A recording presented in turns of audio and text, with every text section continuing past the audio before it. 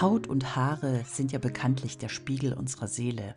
Das ist mir in den letzten Jahren immer mehr bewusst geworden. Mit dem Älterwerden und jetzt mit Mitte 50 habe ich gelernt, dass ich nicht mehr brauche, sondern weniger. Statt zig Produkte habe ich gemerkt, dass mir Einfachheit und mehr Achtsamkeit viel besser tun und dass ich mir gefallen darf und nicht den anderen.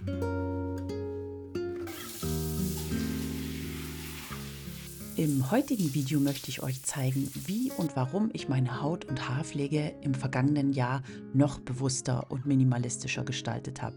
Ich setze jetzt auf noch weniger Produkte, dafür auf mehr Natürlichkeit, Balance und Selbstfürsorge. Für mich, für meine Gesundheit und für die Umwelt. Und wer mir schon eine Weile folgt und meine älteren Videos kennt, der kann auch gut diese Veränderung nachverfolgen. Das ist auch für mich immer wieder spannend, diesen Weg zu sehen. Und jetzt wünsche ich euch ganz viel Spaß beim Zuschauen.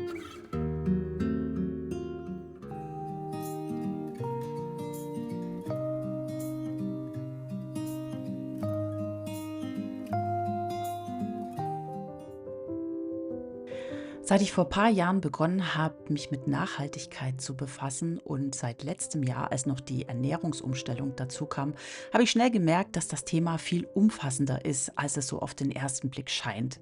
Es geht irgendwann nicht mehr nur darum, wo die Lebensmittel herkommen, die wir so essen und wie ich Plastik vermeiden kann im Alltag. Irgendwann landet man unwillkürlich bei den Dingen, die man so täglich nutzt, wie Waschmittel, Putzmittel und die Haar- und Hautpflege. Im letzten Jahr hat mir meine Tochter das Buch Alles klar mit Haut und Haar von Susanne Kehrbusch zum Lesen gegeben. Und für mich war das wie ein Augenöffner. Ich habe ja schon vorher gedacht, dass ich gesunde Hautpflegeprodukte nutze, aber was ich dort gelesen habe, das hat mich noch mal mehr zum Nachdenken angeregt. Das Buch beschäftigt sich intensiv mit den Inhaltsstoffen von Kosmetikprodukten, die wir so alltäglich benutzen und auch die Auswirkung auf die Gesundheit und die Umwelt. Und es wird auch erklärt, welche chemischen Substanzen in vielen gängigen Produkten enthalten sind und wie sie die Haut beeinflussen können. Vieles weiß man ja eigentlich schon, nutzt aber die Produkte trotzdem.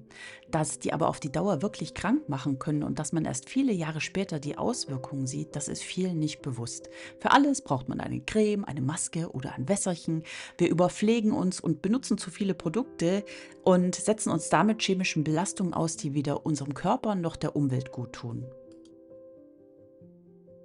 Unsere Haut und die Haare, die sind ja nicht nur äußerlich, sondern reflektieren häufig auch unseren Lebensstil.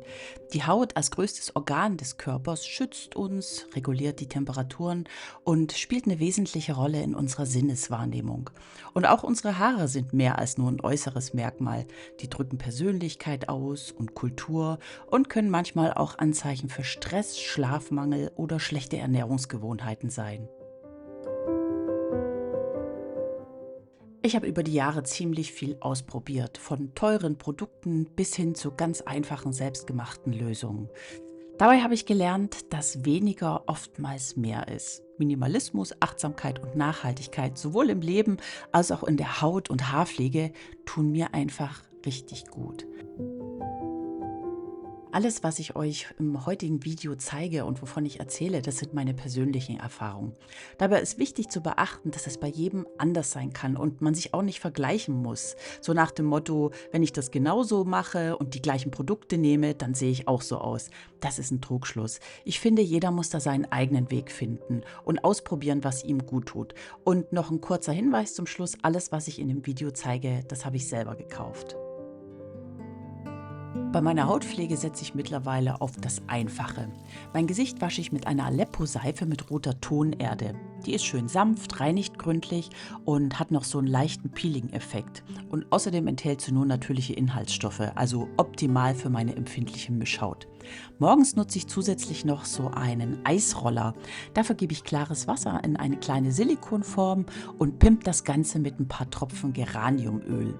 Das Öl der Geranie soll das Gewebe straffen und unterstützt reife und müde Haut und wirkt außerdem klärend.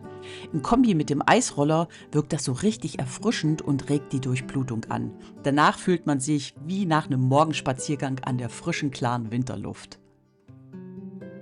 Als Gesichtscreme nehme ich mittlerweile schon eine ganze Zeit eine ganz einfache Hautcreme aus einer kleinen Naturkosmetikmanufaktur. Die enthält nur das Nötigste, ist ohne Konservierungsstoffe, Parabene, Parfüme, Mikroplastik und im ganzen Gedöns. Außerdem wird sie im Glastiegel geliefert. Nachts lasse ich meine Haut mittlerweile atmen. Das heißt, ich verzichte auf jegliche Art von Pflegeprodukte. So kann sich meine Haut nämlich selber regenerieren und bleibt im natürlichen Gleichgewicht. Die Umstellung, nachts überhaupt nichts mehr aufs Gesicht zu schmieren, hat bei mir eine ganze Weile gedauert, denn am Anfang hat man immer das Gefühl, man muss jetzt was drauf tun, weil die Haut spannt. Aber nach einer Zeit hat sich die Haut dran gewöhnt und kann sich mittlerweile aus eigener Kraft regenerieren. Für meine Körperpflege nutze ich schon lange Aleppo-Seife, weil ich bei Duschbad immer das Gefühl hatte, dass meine Haut austrocknet. Aleppo-Seife spendet viel Feuchtigkeit, sodass ich keine Bodylotion oder Öle nach dem Duschen brauche.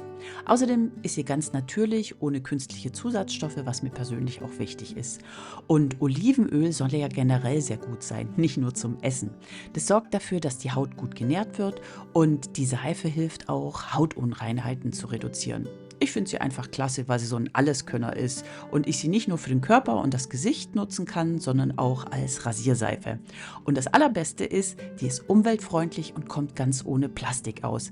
Außerdem ist sie unheimlich ergiebig. So ein Stück Seife hält bei mir ungefähr ein ganzes Jahr.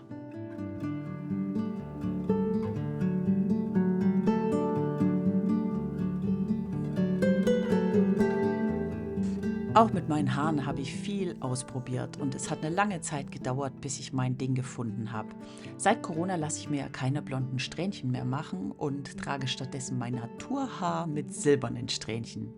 Ich habe auch lange Zeit mit Haarseifen, saurer Rinse und anderen Methoden experimentiert, aber leider war irgendwann meine Kopfhaut dermaßen gereizt und ausgetrocknet, dass ich das sein gelassen habe. Dann habe ich ja das Buch Alles klar mit Haut und Haar gelesen und da hat sich mein Ansatz nochmal verändert. Ich benutze zwar jetzt wieder ein Shampoo, allerdings auch von einer Naturkosmetikmarke und zwar aus der gleichen kleinen Manufaktur, wo auch meine Creme herkommt, aber die Art, wie ich meine Haare wasche, die hat sich verändert. Ich mische nämlich einfach 100 Milliliter warmes Wasser mit einer kleinen oder in einer kleinen Flasche und mische da 6 Pumpstöße von meinem Shampoo rein. Das reicht völlig aus für zweimal Haare waschen, denn ich brauche gar nicht mehr den ganzen Kopf voll Schaum. Mein Fokus beim Haarewaschen liegt jetzt besonders auf der Kopfhaut.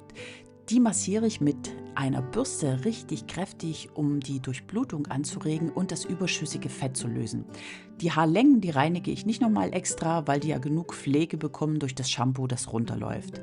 Ich wasche meine Haare immer zweimal und danach spüle ich sie mit richtig kaltem Wasser aus. Das schließt wunderbar die Schuppenschicht und sorgt für einen ganz tollen Glanz.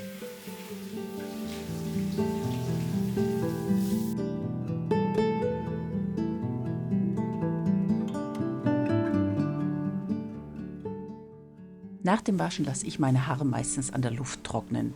Außer es muss mal schnell gehen oder ich habe einen Termin und muss irgendwo hin, dann föhne ich sie lauwarm.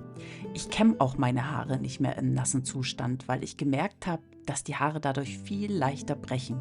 Man muss sich vorstellen, die Haare sind im nassen Zustand viel elastischer, ähnlich wie ein Gummi. Und wenn man an dem zu lange zieht, dann reißt er auch irgendwann. Genauso ist es mit den Haaren. Und darum trockne ich meine Haare erst und dann kämme ich sie mit einem breit gezinkten Hornkamm.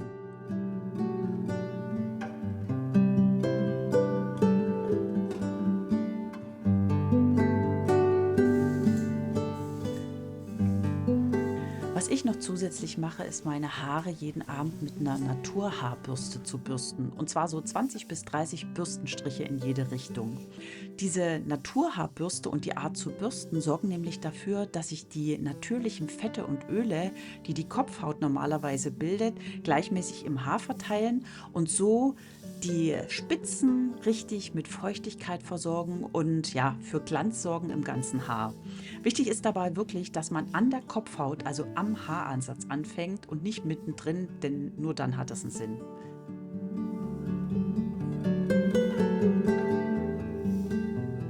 Ich gebe dann abends gerne noch mal ein paar Tropfen Lavendelöl mit auf die Bürste. Nicht nur, weil es gut riecht, sondern auch, weil es die Kopfhaut beruhigt und für einen entspannten Schlaf sorgt. Das ist noch so mein persönlicher Gamechanger. An manchen Tagen, wenn ich merke, dass meine Haare sehr elektrisieren, das kommt manchmal drauf an, was ich für Kleidungsstücke angehabt habe, so Anorak, gerade jetzt im Winter, dann sprühe ich einfach noch ein paar Pumpstöße Rosenhydrolat drauf und dann ist das Problem mit den fliegenden Haaren auch erledigt. Eine gesunde Haut und schöne, kräftige Haare bedeutet für mich, auf die Bedürfnisse meines Körpers zu hören und achtsam mit mir und den verwendeten Produkten umzugehen. Und da ist manchmal tatsächlich weniger mehr. Schaut euch genau an, welche Produkte ihr wirklich benötigt und findet die für euch passende Lösung. Ich bin auch überzeugt, dass schöne Haare und gesunde Haut stark von den Genen, vom Lebensstil sowie von der Ernährung abhängig sind und nicht unbedingt von den Produkten, die wir uns auf die Haut schmieren. Wer sich einmal mit dem gesunden Lebensstil und den Inhaltsstoffen beschäftigt hat, der wird schnell merken, dass die Kosmetikindustrie nicht darauf abzielt, uns eine schöne und gesunde Haut zu bescheren, sondern eher uns zum Nachkaufen zu bewegen. Ich sage jetzt mal danke fürs Zuschauen und schreibt mir doch mal in den Kommentaren, wie eure Erfahrungen so zu dem Thema sind. Ich würde mich sehr freuen über einen Austausch. Wenn euch das Video gefallen hat, lasst mir gerne einen Daumen nach oben da und ansonsten sage ich Tschüss, bis zum nächsten Mal.